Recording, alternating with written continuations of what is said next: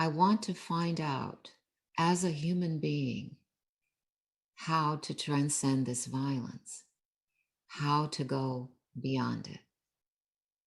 We all have that question. We all have that wish.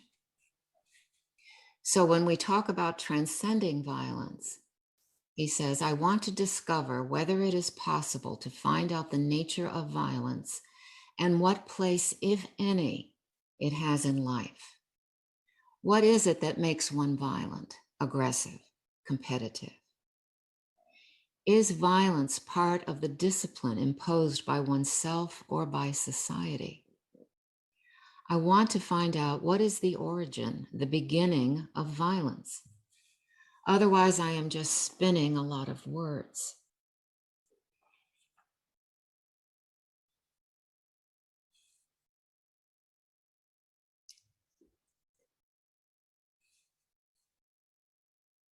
And he continues, human beings are violent, and the danger they have brought about in the world is the result of this violence, which is, and this is the important point, the outcome of fear. Unless the mind is absolutely free from fear, every form of action brings about more mischief, more misery, more confusion, more violence. Now, it's interesting to reflect on this insight, if we call it that violence is the outcome of fear. And ask if that is true. Is it true for you? If it is, what is it we are afraid of? So I'm just suggesting for a moment to bring your awareness to this, to write down what you are afraid of, and to look at how this fear may affect your behavior both inwardly and outwardly.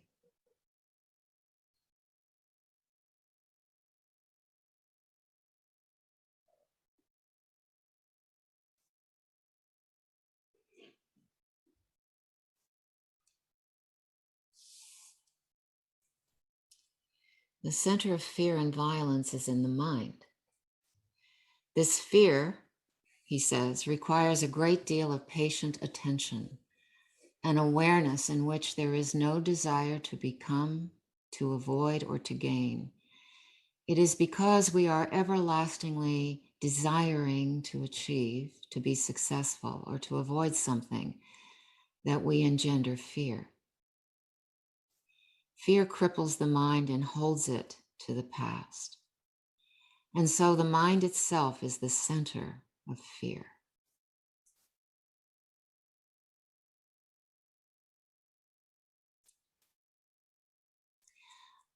You know, perhaps we tend to look at fear as something that is outside of us, that we are afraid of the dark, we're afraid of disappointing somebody, we're afraid of not measuring up, we're afraid of failure, we're afraid of success, we're afraid of getting old, we're afraid of dying, afraid of getting sick. The deeper question, of course, is how does this fear, or these multitude of small and larger fears, engender violence?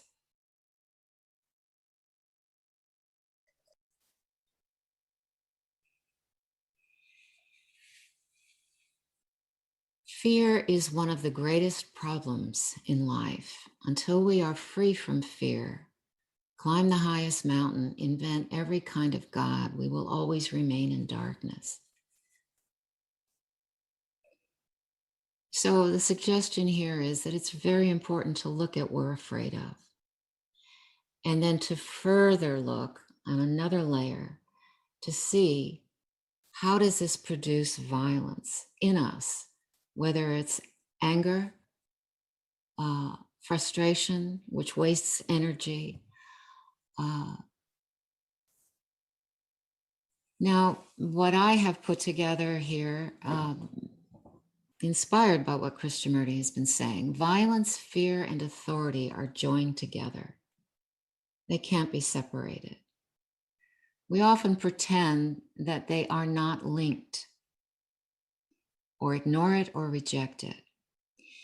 In our own lives and throughout the world, this is a fact we can observe. In the clarity of that observation, the mind can see its own dilemma. And of course, in that seeing, violence, fear, and authority end. In the context of that seeing. And of course, the way Krishnamurti uses the word authority, and you know this, but I should say it anyway. You know, authority of tradition, of a culture, of our religion, of our everything outward that claims authority over us, and then our own way of creating authority within ourselves.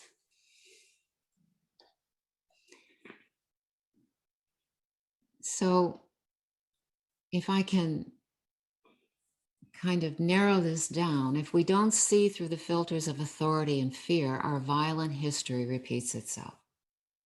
Our personal history, whatever degree of violence that may be, it might be very little, and our collective history as a species. The old brain is in charge. And that means the self-centered me.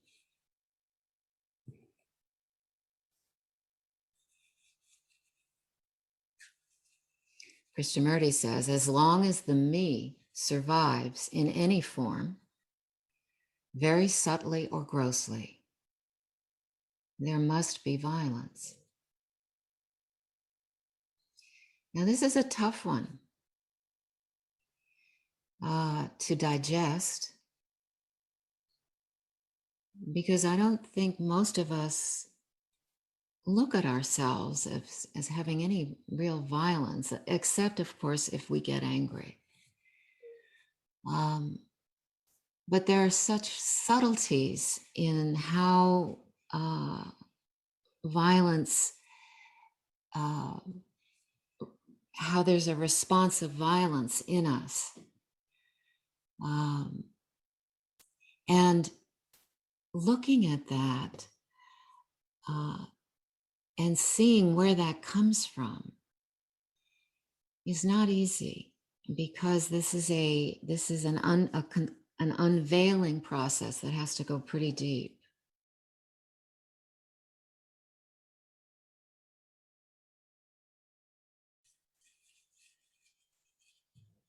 I thought it might be useful to just take a look at the myriad forms of violence, physical, psychological, emotional, before we go deeper into ways to transcend it.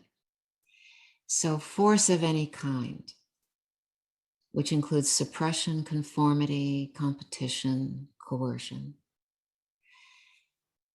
And this includes the relationship between obedience, punishment, authority, fear, and violence. Now, the reward and punishment scenario and the fear and the hurt and potential violence this brings about starts when we're very young. So much depends upon our environment, our upbringing, our culture, religion. And so, of course, the challenge when we become aware of all of this is to work through it, is to unmask all of these things so that we do become lighter, happier, and less encumbered by the conditioning of the mind. So abuse in all of its forms, of course, is violent. Poverty, I see that as a form of violence. We've already talked about authority, fear, and anger. aggression, intolerance, sexism, misogyny, racism, jealousy, judgment, judgment of myself, judgment of others. I don't think we normally think of this as a form of violence. Gossip. Words can be very violent. We know this. Thought. What I say to myself about myself and others. The images I have in my head when I look at another. Now, I have to say that, when I look at the Taliban, there's something that arises in me that I have to look at. And so all of this, the images of memory and of the past, can precipitate some level of violence in us. So Krishnamurti asks this question over and over again. And one has to be very patient to get to some sort of a sense of what he suggests as a way out of this. What is a man, I'll say a person, to do who sees the whole pattern of behavior, political, religious, and economic, in which violence is involved to a greater or smaller degree, when she or he feels caught in the trap which he himself or herself has created? So we see our situation, and at the same time we feel trapped in it, whether it's a personal situation or something larger in the world. How do we change a violent world? Isn't this the question we're always asking? What activists are asking, what human rights activists are pursuing, what the philosophers talk about. How do we change a violent world? Krishnamurti, of course, says change in society is of secondary importance. That will come about naturally, inevitably, when you as a human being bring about this change in yourself.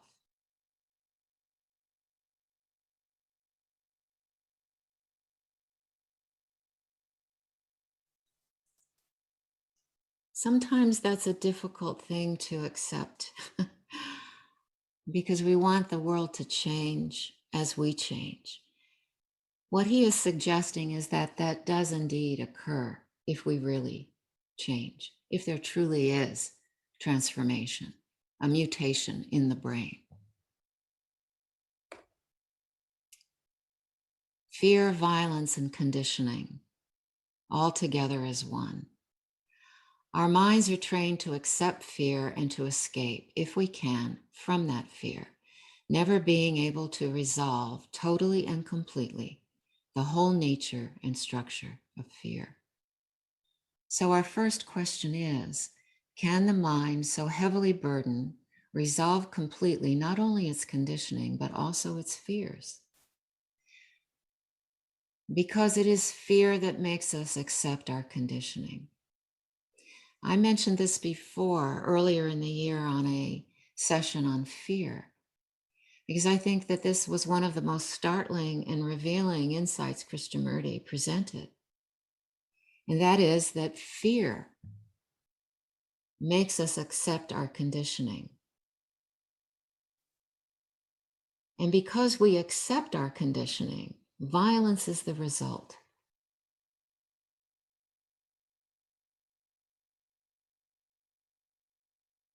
This is why the exploration of what we're afraid of, from my point of view, is so important. But we come back to this question over and over again, nearly every day. Can human conditioning, and thus fear and violence, actually end? What can we do? So if we look at this as succinctly as possible, drawing out what I could in an hour from what Krishnamurti says, primarily in 2 books, which are a collection of talks, Beyond Violence and Flight of the Eagle. This is it. Violence, fear, and authority are intertwined. In order to be free of fear, the mind must see it. In order to see, the mind must be quiet. A quiet mind ensues from seeing my conditioning, understanding its source through self-observation. In this seeing, violence and its antecedent, fear, can end. So we come back to seeing. It always comes back to this. Krishnamurti's teaching is centered around learning how to see, in my view. Learning how to listen and see. That is the, if I may use my own term here, the road to redemption, as it were. The road to freedom, inner freedom. So again, a moment of silence. And perhaps looking into what I am afraid of, what roils me, what upsets me, what throws me off, what causes disharmony. And if I can look at that without judging it, without wanting it to be something else, without wanting to change it, if I can simply look and see it, the mind gets quiet. It is very important to understand that the act of seeing is the only truth. There is nothing else. One of the implications of this insight is that in the act of seeing,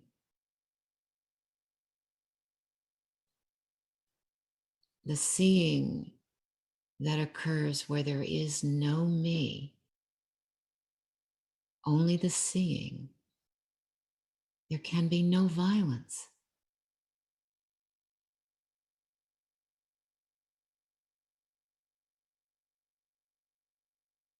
There's also the seeing of self-observation. And that is the building block to all the rest, to the transcendence of violence. I first have to see it in myself. And then, once I see it,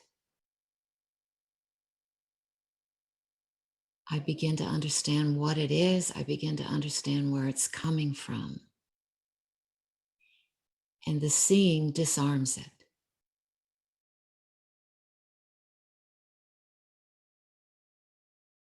So I'm just going to leave you with a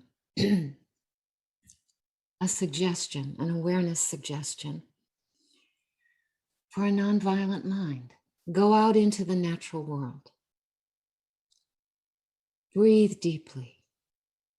Breathe in the energy of the beauty of the natural world. Relax into that moment. Bring your attention to all of your senses. Seeing, listening, touch, smell, taste, feeling, and enjoy it. It can simply be a tree in your backyard, you know? Breathe in the tree, the canyon, the ocean, the sunset, the moonrise. Your awareness encompasses the whole body, mind, whole body, mind sensation to all that is seen. When that occurs, the silence in the seeing is such that the sense of separation from what is seen may disappear. There's nothing between you and what you see. And then a deeper awareness may arise that is unitary. There is no division, no conflict, and no violence. And when you get home, look at your spouse, your partner, your child, your friend, with that same awareness.